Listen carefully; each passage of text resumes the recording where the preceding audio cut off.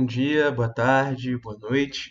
Eu me chamo Felipe, sou mediador de Geografia e faço parte do SOA, que é o Suporte de Orientação Acadêmica do Pré-Vestibular Social da Fundação CCERJ. Hoje, junto da mediadora Cristiana, nós ficamos responsáveis por conversar com vocês sobre cotas. Vocês estão vendo uma série de vídeos relacionados às orientações acadêmicas elaboradas pelo SOA e hoje o nosso debate envolve essa questão, que é um tanto quanto polêmica, mas é muito interessante e é muito importante a gente compreender dinâmicas que envolvem as cotas em aspectos históricos, em aspectos atuais e também dos nossos próprios direitos em relação a essas políticas públicas, ok? Bom, primeiro de tudo é você compreender que as cotas entram num caráter temporário nesse sentido das políticas públicas de acesso à educação no Brasil. Elas têm um sentido paliativo, são medidas que visam de caráter emergencial, né, diminuir desigualdades sociais e tentar imaginar uma outra possibilidade para a universidade no Brasil. Por quê? Vou te mostrar. Até 97, final dos anos 90, você percebia apenas 1,8% das vagas na universidade brasileira sendo ocupadas por pessoas negras, no caso, pretos e pardos. Então, é fundamental você perceber como isso vai estar associado a aspectos históricos que envolvem a formação da sociedade brasileira e como é fundamental a gente imaginar o debate das cotas pensando também no futuro da sociedade brasileira. Nesse sentido, as ações afirmativas, né, que são essas políticas públicas que visam diminuir essas desigualdades, como eu falei para você, ela tem esse sentido de discriminação positiva. E aí você deve pensar, como que a discriminação, Felipe, pode ser positiva? E aí eu vou no sentido da palavra, na semântica. Discriminar nada mais é do que diferenciar. Saber que existem diferenças, identificar diferenças, conseguir distinguir uma coisa e outra. Nesse caso, a ideia da política, da ação afirmativa, né, das políticas públicas relacionadas às ações afirmativas, elas tratam sobre o governo brasileiro reconhecer que existem diferenças históricas entre, no caso, pessoas mais pobres e pessoas mais ricas, né, entre pessoas pretas e pessoas brancas, ok? Isso aí, no caso, dentro dos pretos, junto aos pardos, enfim.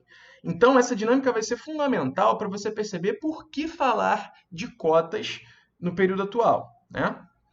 Bom, existem 3 tipos de cota. Primeiro é a cota por renda. Você vai ver que ela vai estar inserida na Lei de Cotas de 2012, que a gente vai conversar daqui a pouquinho. A cota racial, que eu acho que é o que a gente vai perder um pouquinho mais de tempo aqui, é o que a gente vai conversar mais. E a de pessoas com deficiência, ok? Bom, por que cotas raciais? Como eu disse para vocês, a gente perderia mais um pouquinho de tempo nessa dinâmica. Antes de falar em cotas, é fundamental você imaginar a história do Brasil e como o racismo está inserido nessa dinâmica. Você sabe, né, e imagino que os professores de história vão conversar muito com vocês sobre isso ao longo do nosso ano letivo, ou já estão conversando.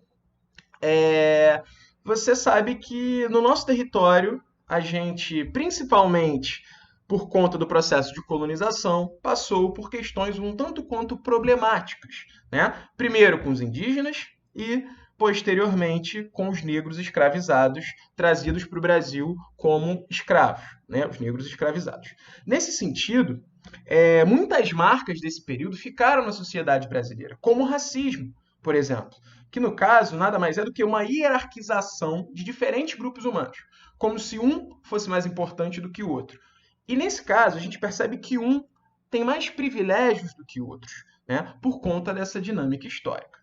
Bom, além dessa dinâmica da violência colonial, né, presente no processo de colonização, que junto disso você teve 3 séculos de exploração da mão de obra escrava, né, com o fim da escravidão, o Estado brasileiro, o governo brasileiro adota políticas públicas também de embranquecimento populacional, no sentido de atrair imigrantes europeus, numa tentativa de embranquecer a população brasileira. Isso eu estou falando de um recorte histórico muito recente, né, que está aí na faixa de 130 anos atrás.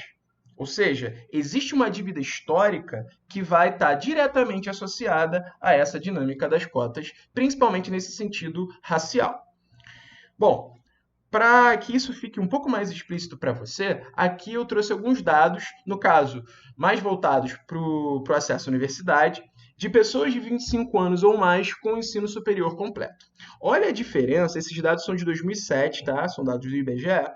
Você vai perceber que 22%, quase 23%, né, da população nessa faixa etária que está dentro da universidade é composta por brancos, enquanto apenas 9,3% é composta por negros.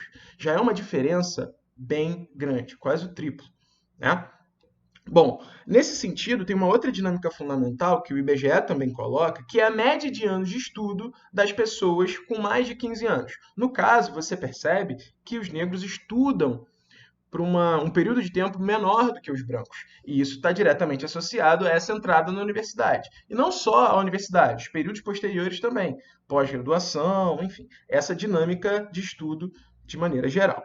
E isso porque eu não trouxe dados relacionados ao analfabetismo que, enfim, também são bem evidentes e colocam para você essa dinâmica desigual de maneira muito explícita. Como funciona essa lei de cotas de 2012?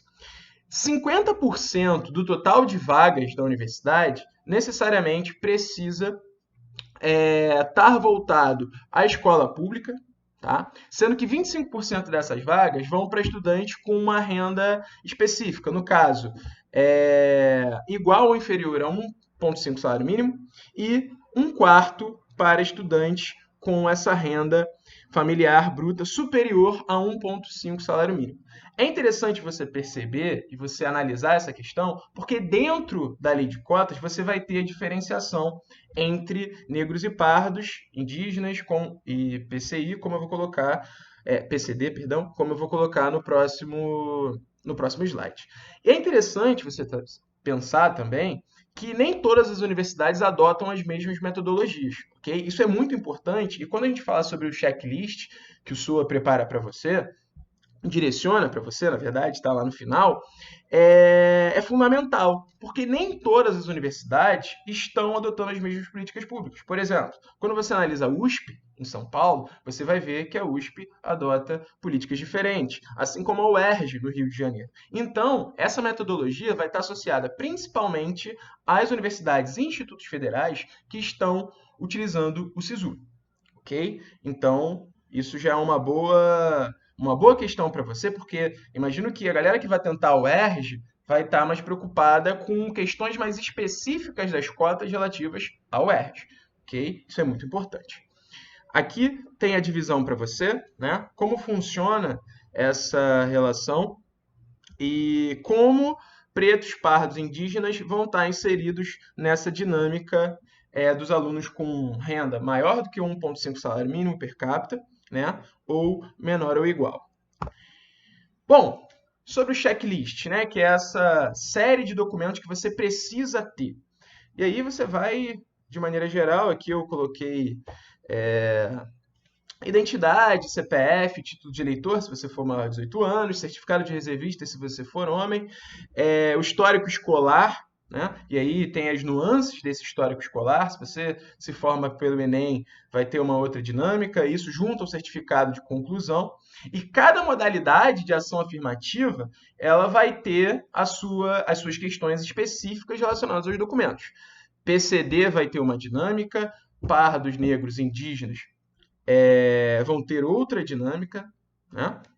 Então, isso é fundamental, você já começar a fazer esse checklist desde agora. Se você acredita que tem possibilidade, que você se enquadra nessa dinâmica das ações afirmativas, então você já começa a fazer essa série e separar essa série de documentos nesse sentido. Bom, fico por aqui, beijo grande, até o próximo vídeo.